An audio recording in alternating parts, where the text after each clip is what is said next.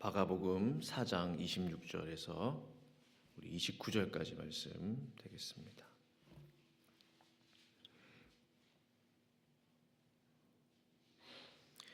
네, 우리 마가복음 4장 26절에서 29절까지 찾으신 줄 알고 우리 저와 함께 우리 합독하도록 하겠습니다. 네 구절 말씀 시작. 또 이르시되 하나님의 나라는 사람의 씨를 땅에 뿌림과 같으니 그가 밤낮 자고 깨고 하는 중에 씨가 나서 자라되 어떻게 그리 되는지를 알지 못하느니라. 땅이 스스로 열매를 맺되 처음에는 싹이요 다음에는 이삭이요 그 다음에는 이삭의 충실한 곡식이라. 열매가 익으면 곧 낫을 대나니 이는 추수 때가 이르렀음이라. 아멘. 저는 하나님의 나라를 기다리는 사람입니다. 하나님의 나라가 제 마음에 임하기를 사모하고 있습니다. 하나님의 나라는 어떤 나라입니까? 거룩한 통치가 있는 나라, 또 사랑과 진리가 넘치는 나라, 또 은혜와 자비가 충만한 나라, 평안과 기쁨이 가득한 나라. 그것이 바로 하나님의 나라입니다. 로마서 14장 17절은 이렇게 말씀하고 있습니다. 하나님의 나라는 먹는 것과 마시는 것이 아니요 오직 성령 안에 있는 의와 평강과 희락이라. 하나님의 나라는 이 세상에 속해 있는 것이 아니라는 것이죠. 세상에 먹고 마시고 즐기는 것과 다르다고 말씀하시는 것입니다. 의로운 것입니다. 의롭다는 것은 공의로운 것입니다. 정의로운 것이고 정직한 것이고 또 평강이 있습니다. 평화가 있습니다. 화평이 있습니다. 또 희락, 기쁨이 있죠. 주체할 수 없는, 말할 수 없는 기쁨이 넘치는 나라가 바로 하나님의 나라입니다. 그 나라가 제 마음 가운데 오기를 원하는 것이죠. 고린도전서 4장 20절 이렇게 말씀합니다. 하나님의 나라는 말에 있지 아니하고 오직 능력에 있습니다. 저는 정말 이 말씀을 믿습니다. 아무리 하나님의 나라를 설명을 하고 천국은 이런 곳입니다. 하나님의 나라는 이런 곳입니다.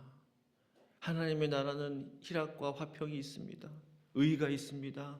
평강이 있습니다. 아무리 말을 해도 희락의 그 능력, 기쁨의 능력, 평강의 능력, 의의 능력, 사랑의 능력이 없다면 의미가 없는 것이죠.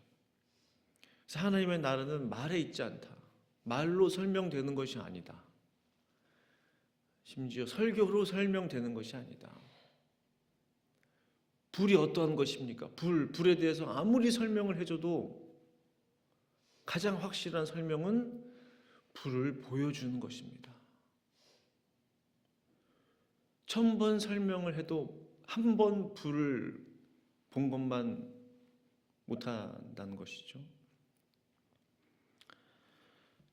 예수님께서는 이 하나님의 나라가 우리 안에 임했다라고 말씀하십니다. 누가복음 17장 21절에 또 여기 있다 저기 있다고도 못하리니 하나님의 나라는 너희 안에 있느니라. 그 큰 하나님의 나라가 어떻게 우리 속에 있을까? 나의 좁고 좁은 간장종지만한 그러한 마음에 어떻게 하나님의 나라가 임할 수 있을까? 곰곰이 생각을 해보니 하나님의 나라는 아주 작은 겨자씨로부터 출발하기 때문에 그렇습니다. 바로 작고 작은 나로부터 출발하기 때문에 그렇습니다. 다른 사람으로부터, 다른 곳에서부터 출발할 수가 없어요. 세상 것으로부터 만들어질 수가 없어요. 하나님을 믿는 하나님의 백성들, 하나님의 자녀들 그 마음속에서부터 서서히 일어나고 시작되는 것, 자라나는 것이 바로 하나님의 나라. 그것이 하나님의 나라의 주인이신 하나님께서 디자인하신 구상하신 그 하나님의 나라입니다. 훗날 세상에 감당할 수 없는 하나님의 영광과 능력이 나타나게 되죠. 성경의 수많은 인물들, 그들은 사실은 어떤 의미에서는 하나님의 나라를 마음 가운데 품고 있었던 사람입니다. 우리가 잘 아는 요셉, 그 누가 요셉을 주목하겠습니까? 노예로 팔려온 10대 소년의 이방인의 그 노예 소년을 누가 주목하겠어요? 그냥 그의 마음 가운데 하나님의 나라가 자라기 시작했습니다. 바로 하나님의 비전, 하나님의 나라, 하나님의 꿈. 그 한 사람을 통해서 수천, 수만, 수백만 명이 살아나잖아요. 이것이야말로 하나님의 나라의 놀라운 능력이고, 정말로 하나님의 나라는 말로 임하는 것이 아니라 능력이라고 하셨는데, 참으로 하나님의 나라가 능력으로 요셉을 통해서, 그의 삶을 통해서 나타나게 되었다는 사실입니다. 그렇기 때문에 저는 하나님의 나라를 꿈꾸는 것입니다.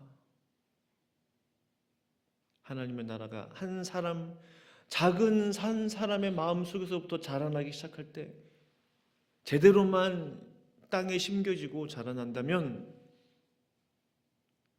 참으로 하나님은 놀라운 그분의 나라를 이 땅에서도 도래하게 하시는 그 놀라운 하나님을 보게 되는 것입니다.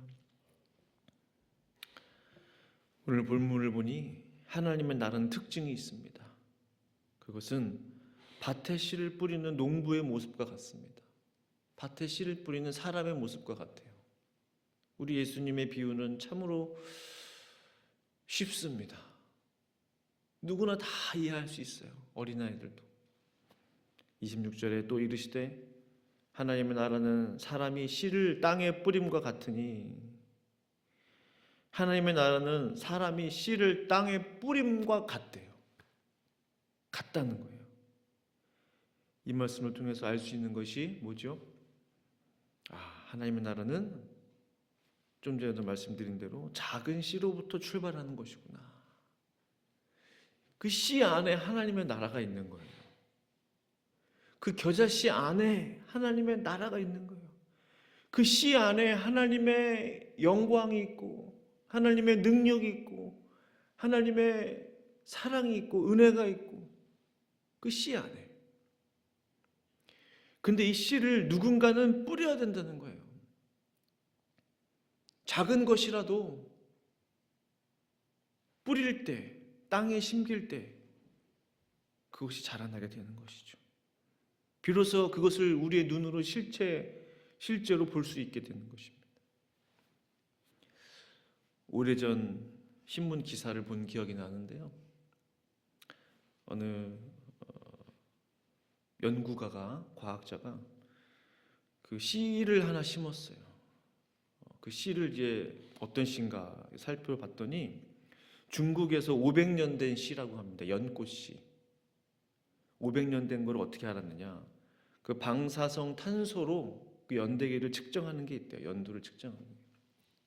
봤더니 500년이래요. 그 500년 된 씨, 연꽃씨를 심어서 싹이 나게 하는데 성공했다는 것이죠. 성도 여러분, 놀라지 마. 더 놀라운 소식이 있어요. 이스라엘의 살론이라는 박사님은 무려 2000년 전에 그 대추 야자 씨를 심어서 싹을 튀게 하는데 성공했다고 그래요. 3년 만에 1.5m까지 자랐다고 합니다. 그 대추 야자 씨, 2000년 된 거. 예수님 시대에 있었던 그 씨앗은. 참으로 놀랍지 않습니까?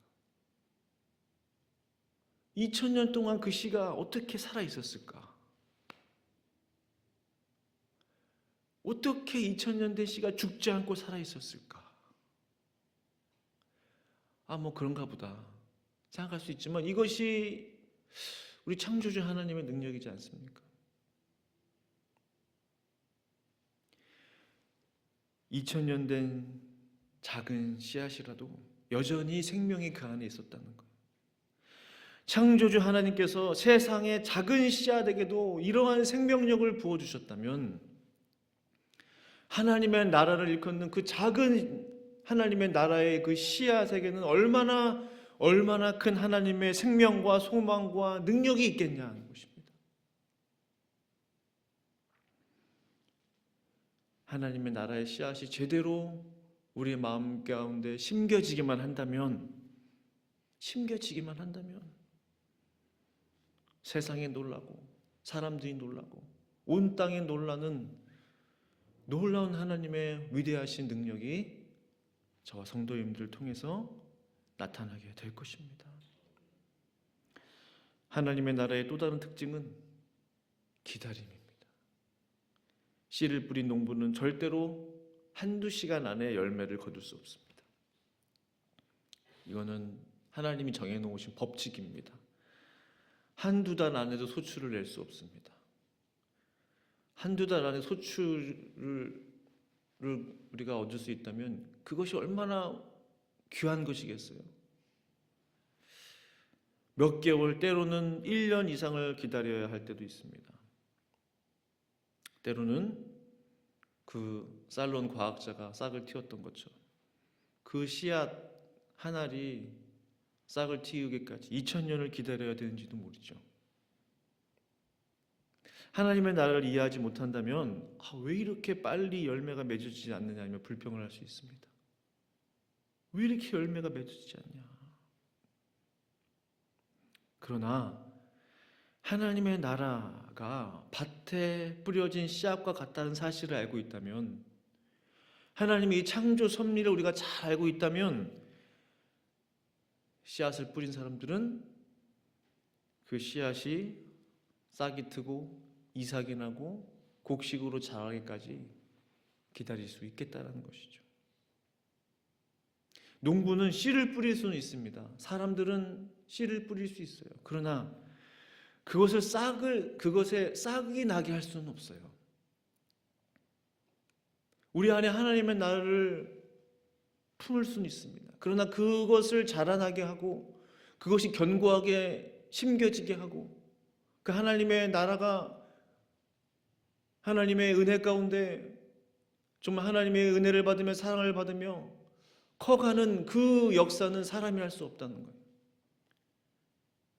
하나님의 영역인 것이죠. 하나님의 역할인 것이죠. 그 씨앗이 어떻게 자라나는지 전혀 알 수 없다고 오늘 본문은 말씀하죠. 27절. 그가 밤낮 자고 깨고 하는 중에 씨가 나서 자라되 어떻게 그리 되는지를 알지 못하느니라 했습니다. 밤낮 자고 깨고 하는 중에 무슨 뜻이죠? 일상생활을 계속하고 있다는 거죠. 아침에 깨고 밤에 자고 또 깨고 일상생활하고 그런 생활을 하는 중에 어떻게 그 씨앗이 자라났는지, 어떻게 그것이 거기서 생명을 가지고 일어나는지 전혀 알 수가 없다는 거죠. 그것이 하나님의 나라의 비밀이죠. 그 과정을 절대로 볼 수 없는 것, 들춰 볼 수 없는 것입니다. 땅속을. 그러면 죽어버리는 걸요. 그러나 분명히 뭔가 something happening이 일어나고 있는 거예요. 그 땅속에서는. 그것이 하나님의 나라의 비밀이죠. 그래서 오늘 본문 28절 29절에 땅이 스스로 열매를 맺되 처음에는 싹이요 다음에는 이삭이요 그 다음에는 이삭의 충실한 곡식이라. 곡식이 되었다고 그것에 금방 낫을 될 수 있습니까? 아니에요. 그 곡식이 또 열매가 익어야 돼요.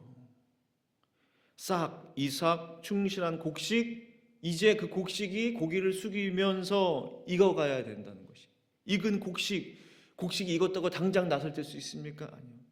추수 때를 또 기다려야 되는 거예요. 농부가 이제 추수해라 할 때까지 또 기다려야 되는 거예요. 그 모든 것들이 과정입니다. 이 모든 과정들을 묵묵히 참고 인내하고 기다려야 마침내 풍성한 곡식을 거두게 되는 것이죠. 제가 종종 인용하는 말씀, 제가 참으로 좋아하는 말씀인데요. 시편 126편 6절 말씀. 울며 씨를 뿌리러 나가는 자는 반드시 기쁨으로 그 곡식단을 가지고 돌아오리라. 반대로 본다면 울며 씨를 뿌리러 나가지 않으면 기쁨으로 거둘 곡식도 없다는 뜻이겠죠. 우리 모두는 하나님의 나라의 씨앗을 뿌리는 씨 뿌리는 자들입니다. 또한 하나님의 나라는 씨를 마음 가운데 품고 있는 하나님의 나라를 품고 있는 그러한 사람들입니다.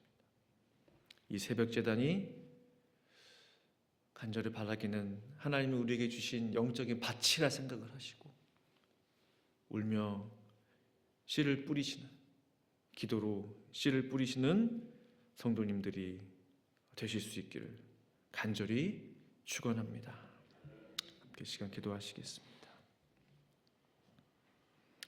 거룩하신 아버지 하나님, 하나님의 나라가 여기 있다 저기 있다고도 못하리니 하나님의 나라는 너희 안에 있느니라 우리 예수님 말씀하셨는데, 하나님 그 큰 하나님의 나라가 우리 안에 있다면 우리가 왜 그것을 느끼지 못합니까? 그 큰 하나님의 나라가 우리 안에 있다는데 우리가 어찌하여 그 하나님의 나라가 우리 안에 있는 것을 깨닫지 못합니까? 우리의 연약함과 부족함과 미련함을 용서하여 주시고 그 하나님의 나라를 항상 마음 가운데 품고 또 그 하나님의 나라의 씨앗을 하나님 앞에 뿌리는, 또 친히 그 열매를 기다리는 충성된 주의 농부들, 일꾼들이 다 될 수 있도록 주여 이 새벽 은혜를 허락하여 주시옵소서.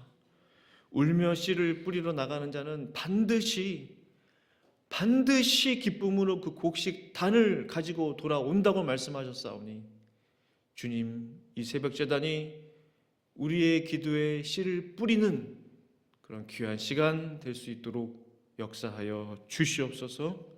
감사하며 예수님의 이름으로 간절히 기도합니다. 아멘.